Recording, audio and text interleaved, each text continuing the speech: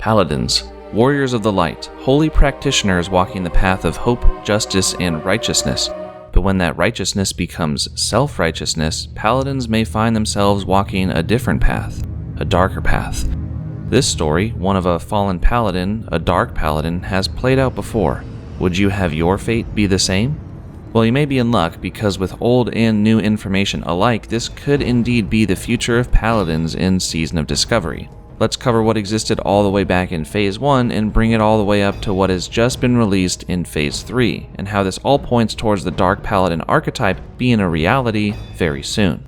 As your paladin journey begins, and you finally make your way to the renowned and hallowed ground of the Stormwind Cathedral, you may be filled with joy at the glory of the light. What awaits inside is just as magnificent, but even here, in seemingly the holiest of places, a darker path may reveal itself. Within the eerie, gloomy catacombs below the cathedral lies a burnt note for those who care to find it.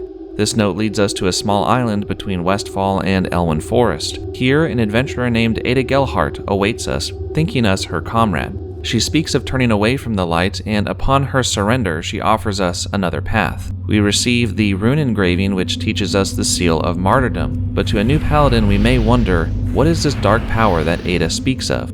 Around this time in our adventure, we may come across a skeleton in Westfall that drops a Librum for us. Completing this Librum awards us the Horn of Lordaeron, and this spell is eerily similar to a Death Knight spell by the name of Horn of Winter. From here, let's take a look at what exists in Phase 2 of Season of Discovery that continues to point us down this direction. As we journey to level 40 with the events of receiving the Seal of Martyrdom a distant memory, we may encounter Aenos the Vindicated wounded inside the Scarlet Monastery, a former paladin of the Silver Hand. Former? What has turned him away from the glorious light and our sacred order? He gives us the Sheath of Light rune and we go on our way, but this may not yet be the end of Aenos' story. As we continue our adventures into Phase 3, our paths cross again. And this time, Aenos teaches us fanaticism, but this seems hardly characteristic of a typical paladin.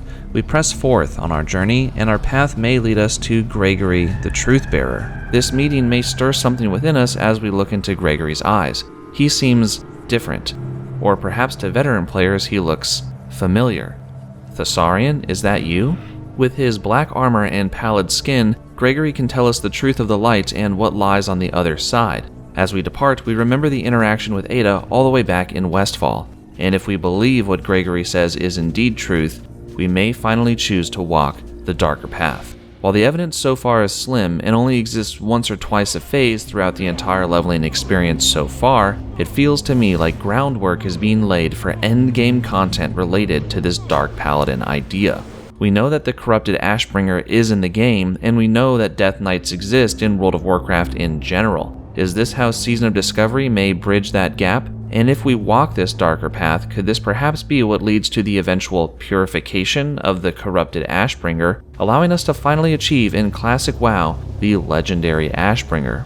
Let me know if there are any details I may have missed while leveling my paladin in Season of Discovery, or if you really think this could come to pass. Only time will tell, and Phase 3 has only just begun. It may take until Phase 4 or beyond for this idea to come to fruition. Thanks for watching, and take care.